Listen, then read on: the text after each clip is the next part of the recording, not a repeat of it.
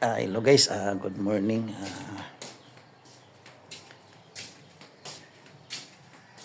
Yan na pagod din guys sa Anday. Ako na pinaghimos guys sa ang kusina guys.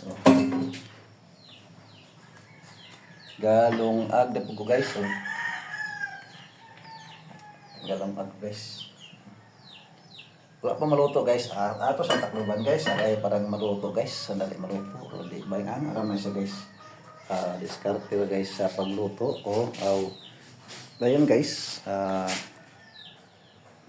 nanapatay isda nga ako guys, so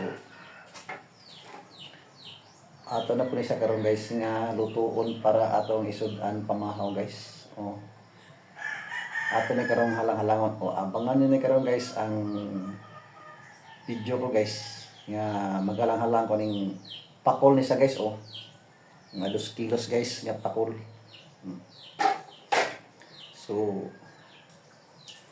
ako na halang-halangon guys, lubihan bitaw guys. Mura may lami pa sinugba na guys, pero lami kay ang labo guys kay naisabaw-sabaw wag gamay. So mas lami man po guys ang sinugba. Pero ang sinugba guys, duha ra mo magkaon na guys, usa ra mo urot ra nimo na guys. Buka lang halang guys. Bisan maglima pa mo na guys, ang maglisod mo pagkurot. Mas patagamtaman pag mo ang sabor sa hinalang-halang pakol. Di ba yung aram na siya guys. Diskarte ra guys. Pero ang padali ra guys, lami ko guys ang sinugba. Guys, sasawan mo na guys ng halang ayo. Wow, pagkasarap sa sinugba guys. Basta lang-halang guys. Pero sarap guys ang halang-halang guys.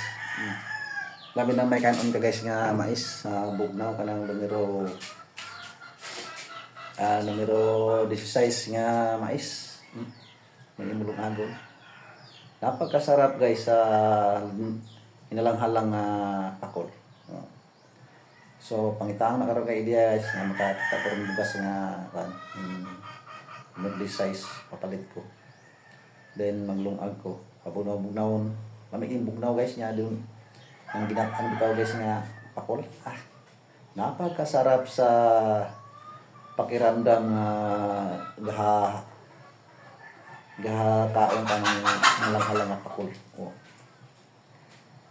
Alam na gid sa iyang atay na guys, pagkatambok at atay na guys. Ang malaking pakol. Napakasarap. Nandito na lang guys. Thank you guys sa nanood sa mga videos ko. God bless. Ingat kayo palagi. Bye-bye.